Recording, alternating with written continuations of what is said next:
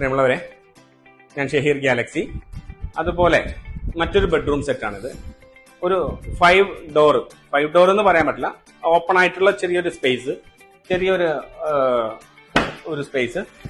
അതേപോലെ തന്നെ ഹാങ്ങിങ് പർപ്പസ്, അതേപോലെ തന്നെ കബോർഡ്,